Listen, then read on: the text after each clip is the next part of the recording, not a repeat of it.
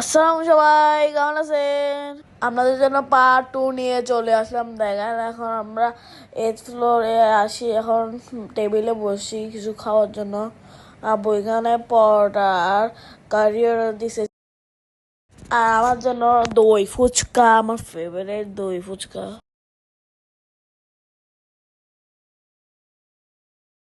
আমার আব্বু জিজ্ঞেস করতে গেলে ফ্রেশ নাকি, ওরা বলছে অনেক ফ্রেশ, মাত্র বানাই দিবে আপনাদেরকে। তারপর আমরা অর্ডার দিই, আমি বসে আছি। দেখেন, আমি আব্বুর পাশে গেছি গা।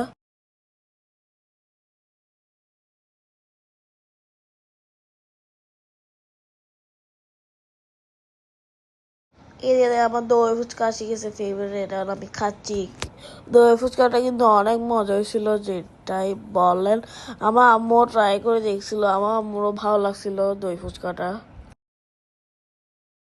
এদের আমার ভাই খাচ্ছে, আমার আমাকে ডাকছিল খাওয়ার জন্য। আমার বলছে আগে তোমরা খাও, তারপর আমি খাচ্ছি।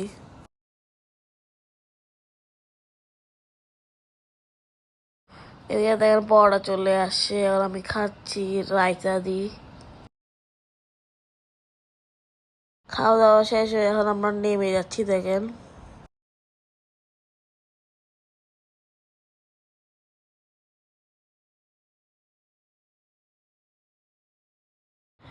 এদিকে একটা ব্যাগের দোকান আসছিল আমার জন্য, ব্যাগ দেখার জন্য। দেখেন কতগুলো ব্যাগ, কত ধরনের ব্যাগ এখানে।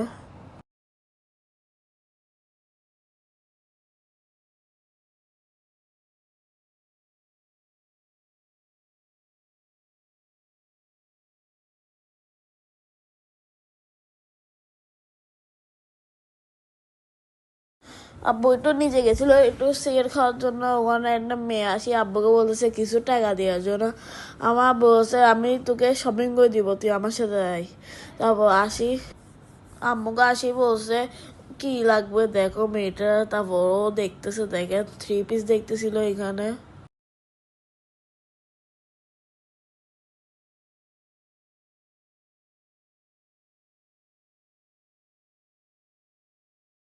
মেয়েটা এখন চয়েস করতেছে, দেখেন কাপড় কোনটা নিবে।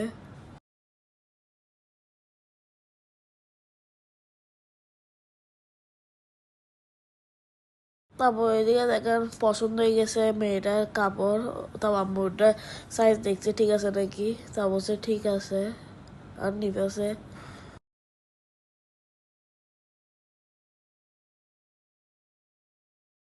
এখন এদিকে আসছিল উড়না নেওয়ার জন্য, কেন ওটা 2 পিস ছিল যেটা নিছে ও। আর উড়না নিচ্ছে দেখেন। মেয়েটাকে ফুল ঈদের শপিং করে দিছি, জুতা হইতে, হিজাব হইতে, 2 পিস হইতে, কানের দুল হইতে। এখন জুতার দোকান আসি, এখন জুতা দেখতেছে দেখেন।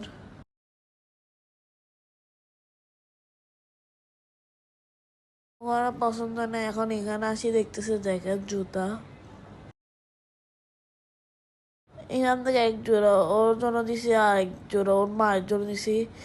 এখানে দেখেন কিছু প্রোডাক্ট নিতে আসছে, মেকআপ। এদিকে দেখেন আমার মামার নিচে বসেছিল, ওরা বলে হাত ব্যথা হয়ে গেছে এতগুলো শপিং ব্যাগ ধরতে ধরতে।